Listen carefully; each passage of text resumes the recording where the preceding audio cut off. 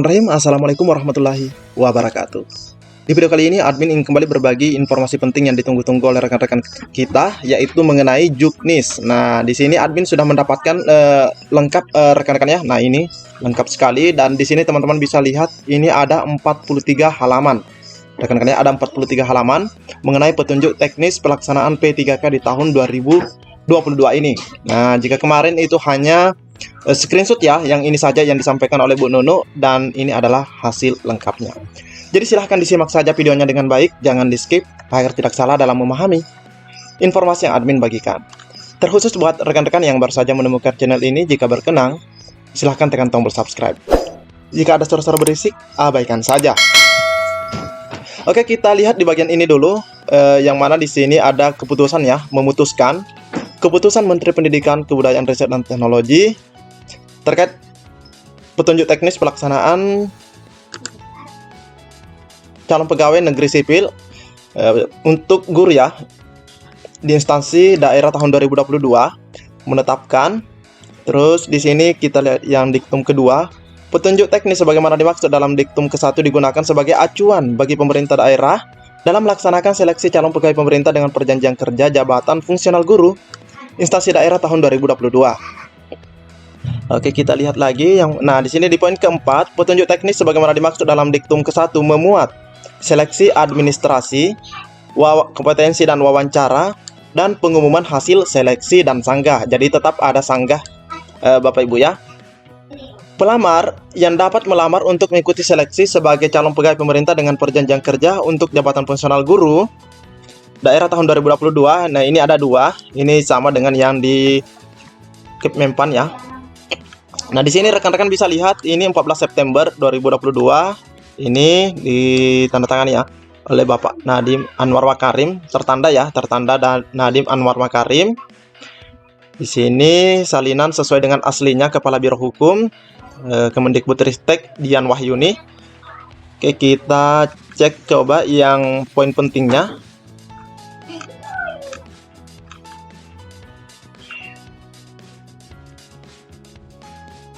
Nah, di sini di bagian C ada kategori pelamar, ini sama persis dengan yang di Permenpan RB nomor 20 prioritas 2. Prioritas 2 merupakan THK 2 yang tidak termasuk dalam THK 2 pada kategori pelamar prioritas 1.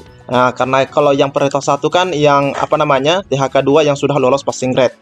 Kalau THK 2 yang ini selain daripada yang passing grade ini, baik yang belum PG maupun yang belum ikut tes.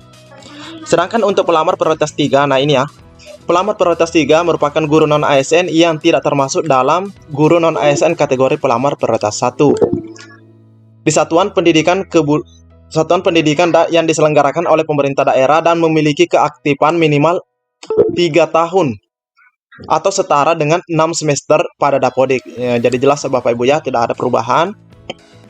Nah, untuk pelamar umum terdiri dari atas yang lulusan PPG, pastinya terdaftar pada database kelulusan pendidikan profesi guru di Kemendikbudristek, dan pelamar yang terdaftar di Dapodik.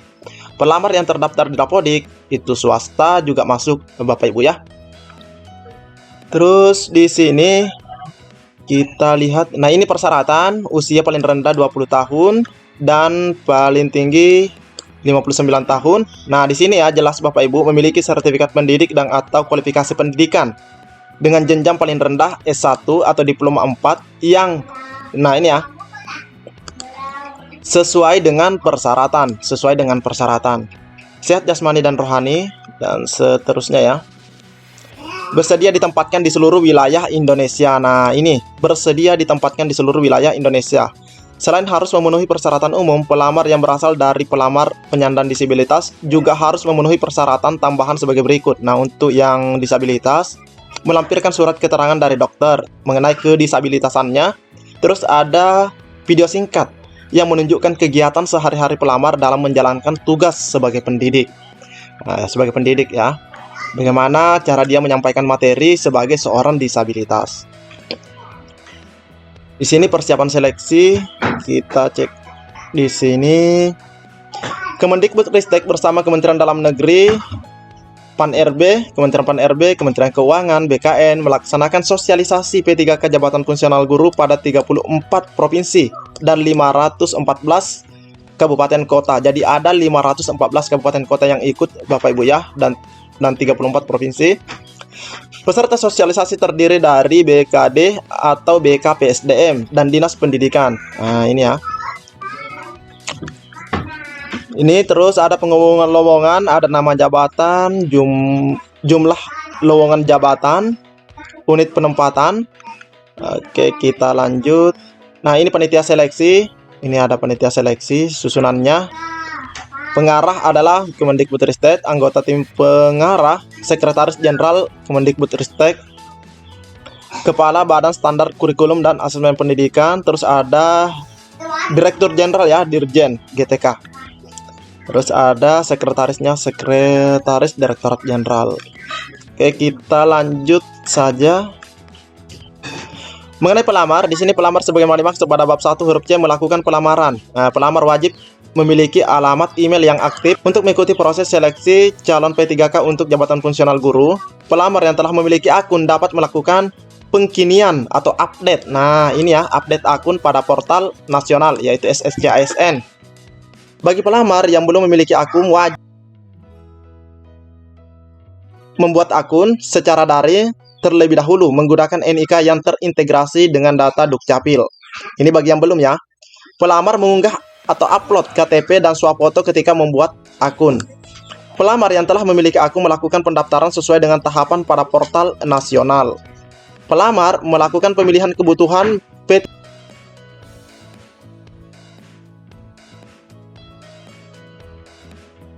Pelamar melakukan pemilihan kebutuhan P3K untuk jabatan fungsional guru tahun 2022 yang dibuka lowongannya pada portal nasional. Nah, di sini kita bisa lihat, pelamar prioritas wajib mendaftar pada sekolah tempat bertugas sepanjang tersedia yang sesuai dengan sertifikat pendidik. Nah, ini ya, ingat, sesuai dengan sertifikat pendidik dan atau kualifikasi akademik yang dimiliki. Nah, kalau misalnya serdiknya tidak sesuai, kita lihat ijazahnya. Kita lihat serdiknya. Kalau serdiknya cocok ya lolos. Nah, seperti itu ya. Dalam hal tidak tersedia kebutuhan yang sesuai dengan serdik dan atau kualifikasi akademik yang dimiliki pada sekolah tempat bertugas, pelamar prioritas dapat mendaftar yang masih tersedia kebutuhannya. Pelamar memilih jabatan pada portal nasional sesuai dengan kualifikasi pendidikan, akademik dan atau sertifikat pendidik berdasarkan surat edaran Direktur Jenderal Guru dan Tenaga Pendidikan. Nah, ini ya. 4757. Pelamar mengisi data portal nasional. Pelamar mengunggah dokumen persyaratan pendaftaran. Nah, ini ya, ada KTP, ada foto, ada ijazah, transkrip, ada serdik bagi yang memiliki ya. Ini serdik bagi yang memiliki. Khusus bagi penyandang disabilitas, selain mengunggah dokumen persyaratan pendaftaran, nah ini sama yang tadi ya. Ada keterangan dari dokter dan ada video. Nah, di sini ketentuan seleksi. Kita langsung di nomor 1, pelamar prioritas 1 menggunakan kelulusan hasil seleksi tahun 2021 dan langsung ditempatkan pada satuan pendidikan berdasarkan kuota penetapan kebutuhan P3K jabatan fungsional guru. Apabila masih tersedia kuota penetapan kebutuhan P3K JF untuk guru setelah penempatan pelamar prioritas 1 sebagaimana dimaksud pada angka 1, maka selanjutnya seleksi kompetensi melalui penilaian kesesuaian. Nah, ini ya, untuk prioritas 2 dan prioritas 3. Seleksi kompetensi ini juga dapat diikuti oleh pelamar prioritas 1 yang berasal dari THK 2 dan guru non-ASN yang belum di tempat tugasnya dan di sekolah lain. Apabila masih tersedia kuota penetapan kebutuhan untuk guru setelah seleksi kompetensi melalui penilaian kesesuaian sebagaimana dimaksud pada angka 2, maka selanjutnya dilaksanakan seleksi CAT UNBK untuk umum. Nah, di sini rincian penjadwalan. Nah, di sini ya. Ini penetapan kebutuhan. Kita lanjut saja di bagian. Nah, ini ya, pelamaran. Nah, tetap di sini September Oktober. Seleksi administrasi di sini ada di bulan Oktober. Pengumuman hasil seleksi administrasi Oktober. Ini belum ada tanggalnya Bapak Ibu ya. Masa sanggah dan jawab sanggah. Pelaksanaan seleksi kompetensi bagi pelamar prioritas 2 dan pelamar prioritas 3. Nah, untuk seleksi kompetensinya untuk yang prioritas 2 dan 3 ini di bulan Oktober juga. Terus pengumuman hasil seleksinya tetap di bulan Oktober. Terus ada masa sanggah nanti di bulan November jika ada sesuatu hal yang perlu disanggah. Terus ada pengumuman hasil sanggah seleksi di bulan November. Pelaksanaan seleksi kompetensi bagi pelamar umum. Nah, ini untuk pelamar umum, jika ini sudah selesai ya, maka dilanjutkan ke pelamar umum masih pada bulan November. Pengumuman hasil seleksi kompetensi masuk di bulan Desember ya, sudah Desember. Masa sanggah dan jawab sanggah ini untuk pelamar umum di bulan Desember, dan pengumuman hasil sanggah seleksi kompetensi bagi pelamar umum di bulan Desember. Nah, jadi itu ya tahapannya Bapak Ibu ya. Untuk tanggalnya ini belum ada ya. Kita tunggu update-nya. Ini tetap mematuhi protokol kesehatan. Terus ini ada layanan informasi, bantuan informasi jika Bapak Ibu ingin mendapatkan informasi ini, ada call centernya juga. Ini juga ada ya layanan harddisknya.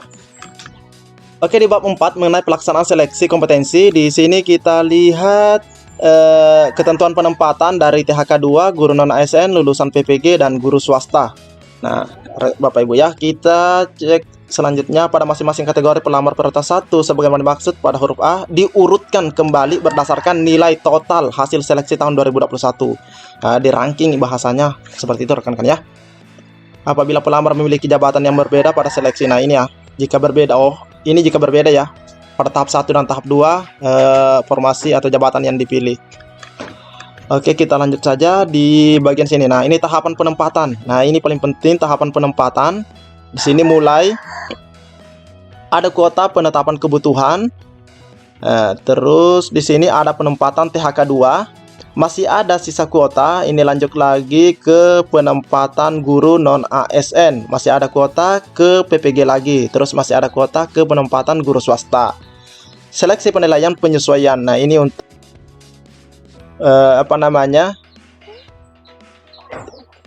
prioritas 2 ya. Nah, di sini ini kan terakhir dari swasta selesai pengumuman hasil seleksi penempatan. Nah, pengumuman hasil seleksi penempatannya di sini. Oke, mungkin cukup sampai di sini informasi yang dapat admin bagikan di video kali ini. Admin mohon maaf. Assalamualaikum warahmatullahi wabarakatuh.